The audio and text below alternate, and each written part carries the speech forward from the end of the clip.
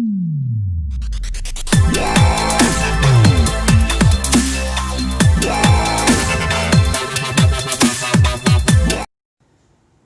ini adalah model sel volta gitu ya. Jadi untuk sel volta itu ada dua sel. Kalau di sini saya bikin sel Zn sama sel Cu. Ke dalam sel ini larutan isinya. Jadi di sini diisi Zn2+, di sini diisi Cu2+. Larutannya bisa berbagai macam. Bisa di sini pakai ZnSO4 gitu, di sini pakai CuSO4 misalkan seperti itu. Nah, di antara kedua larutan itu dihubungkan namanya jembatan garam. Ini jembatan garam, penghubung. Fungsinya untuk menyetarakan ion antara ion yang kiri dengan yang kanan. Dan juga dia nanti akan berfungsi sebagai penyambung arus listrik. Karena sistem ini harus dalam rangkaian tertutup sehingga elektronnya mengalir. Nah, kemudian di bagian ini adalah logam ya, logam Zn, logam zinc yang dimasukkan. Kemudian di sini logam Cu. Nah, logam yang dimasukkan ini namanya elektroda. Nah, jadi ini elektroda, ini juga elektroda. Jadi logam yang dimasukkan ini namanya elektroda. Nah, ketika sistem ini adalah sistem tertutup, maka di sini nanti pasti akan menghasilkan energi listrik atau voltase yang bisa diukur dengan voltmeter gitu kan ya.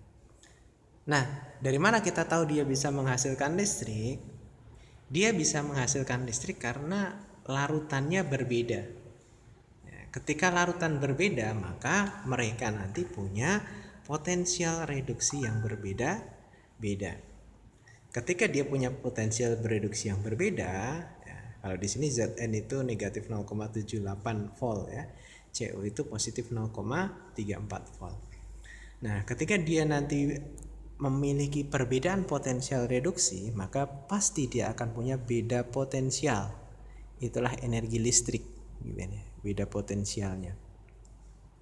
Nah, bagaimana cara kita menentukan katoda dan anoda di sel ini? Nah, di sel ini kita menentukan katoda dan anoda bisa kita lihat dari data potensial reduksi. Di sini ada negatif 0,78, di sini ada positif 0,34. Berarti Zang Zn itu yang kecil nilainya, Cu yang besar nilainya. Nah, yang kecil itu pasti ada di sebelah kiri dalam deret volta. Yang besar itu ada di sebelah kanan posisinya di deret volta.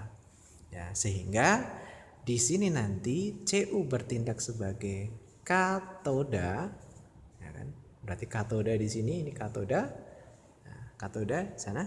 Kemudian yang kecil sebagai anoda, berarti di sini sebagai anoda.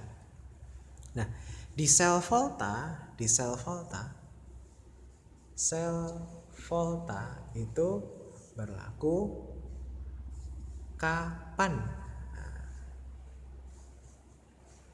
Kapan? Katodanya positif, anodanya negatif. Berarti ketika di sini Zn sebagai anoda, dia adalah kutub negatif. Di sini katoda berarti dia adalah kutub positif. Inilah kutub yang kita lihat pada baterai, pada aki. Nah, kayak gitu kan ada kutub positif negatifnya. Ya. Karena ini sel volta adalah reaksi kimia yang menghasilkan energi listrik gitu ya. Nah, jadi seperti itu. Nah, berapa energi listrik yang dihasilkan itu kita sebut sebagai potensial sel ya, potensial sel. Potensial sel itu potensial di reduksi potensial standar direduksi dikurangi potensial standar di bagian oksidasi. Nah, reduksi siapa? Pahami istilah karet di dalam sel volta dan elektrolisis. Ya. Jadi katoda itu reduksi reaksinya. Jadi katoda reaksi reduksi. Berarti kalau di sini tadi yang besar sebagai katoda, maka si CO tereduksi. Atau Cu2 plus lebih tepatnya gitu ya, Cu2 plus tereduksi. Nah, sedangkan di anoda, anoda akan mengalami oksidasi. Zn-nya teroksidasi. Nah, gitu.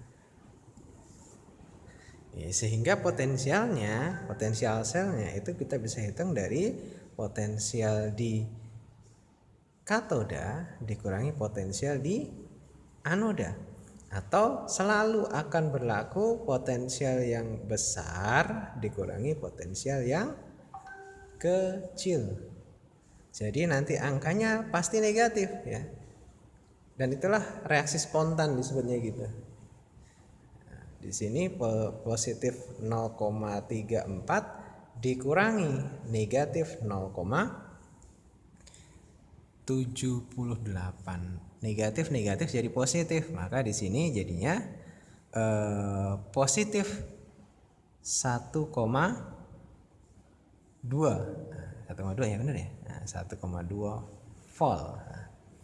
Jadi energi yang dihasilkan di reaksi ini, adalah potensial sel yang dihasilkannya 1,2 volt. Dan itu nanti terukur pada voltmeter.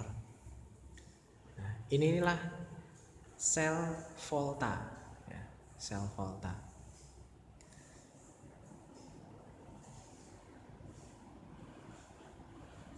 Jadi sekali lagi, yang akan jadi katoda itu yang potensialnya besar, yang akan jadi anoda itu yang potensialnya kecil.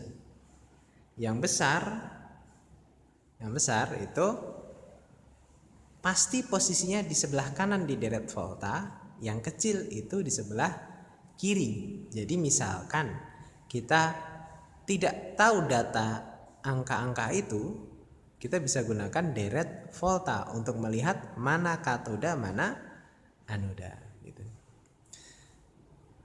Oke. Nah, di sini nanti kita juga bisa bikin namanya notasi sel. Nah, bagaimanakah buat notasi selnya? Untuk kita membuat notasi selnya, maka kita harus bisa reaksi oksidasi dan reduksi. Jadi yang perlu diingat-ingat, oksidasi itu biloknya naik, reduksi itu biloknya turun. Jadi yang terjadi di sini, yang terjadi dalam Zn ini kan teroksidasi. Kalau teroksidasi, maka posisinya dari yang elektroda logam ini akan terkikis. Dia nanti akan lepas berubah jadi ion Zn2+ gitu ya. Maka reaksi di bagian Zn itu nanti Zn berubah menjadi Zn2+. Tentunya di sini akan ditambah dengan 2 elektron. Nah, karena ini adalah prinsip reaksi oksidasi, gitu ya. Kemudian untuk yang Cu ini kan tereduksi. Nah, kalau tadi oksidasi itu elektrodanya pecah, nah, kalau di sini elektrodanya akan bertambah. Dari mana? Dari Cu2+ akan berubah menjadi endapan Cu. Maka di sini bisa menjadi lebih tebal di sini nanti karena ada lapisan tembaganya. Nah, mekanisme reaksinya gimana? Mekanisme reaksi untuk Zn di sini nanti untuk Cu berarti dari Cu2+ ditambah 2 elektron menjadi Cu. Jadi akan dihasilkan logam tembaga. Maka di sini kita bisa lihat nih posisinya. Posisinya di sini Cu2+ dulu baru Cu. Kalau yang di sini posisinya Zn-nya di depan baru Zn2+. Dan yang kayak gini nih, model kayak gini sama kayak gini itu nanti kita bisa buat menjadi notasi sel. Nah, kita notasi sel.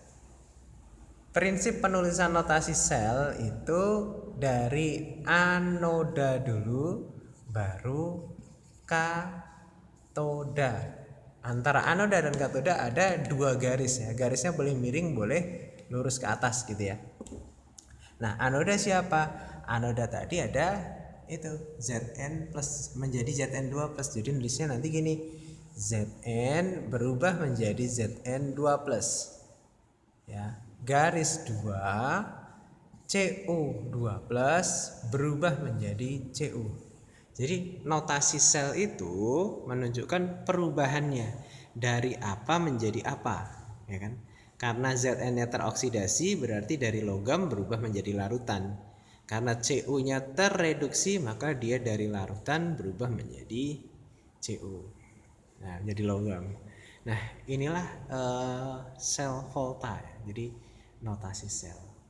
Ya, dan sekali lagi ketika kita nanti sudah paham tentang potensial reduksi, maka reaksi yang model kayak gini atau notasi sel yang model kayak gini, ini kita bisa hitung potensial selnya juga, ya kan? Karena ketika ada reaksi model kayak ini, kayak gini, berarti kita tahu mana katoda, mana anoda. Jadi kalau nanti ada keterangan potensial reduksi Cu-nya positif 0,34, di sini potensial reduksi Zn-nya negatif 0,78, maka kita langsung bisa tulis potensial sel ya. Jadi potensial sel itu besar dikurangi kecil, selalu seperti itu. Ya, karena kalau besar dikurangi kecil nanti hasilnya positif. Hasilnya positif ya. Positif kalau tadi berapa tadi? Positif 1,2 ya. 1,2 volt ya. Positif 1,2 volt. Kalau nilainya positif berarti menunjukkan bahwa reaksi itu berjalan spontan. Nah, gitu. Jadi reaksi dikatakan berjalan spontan ketika nilai potensial selnya bernilai positif. Oke, sampai di sini dulu video kali ini. Ada salah dan kurangnya mohon maaf. Jangan lupa like, share, subscribe. Assalamualaikum warahmatullahi wabarakatuh.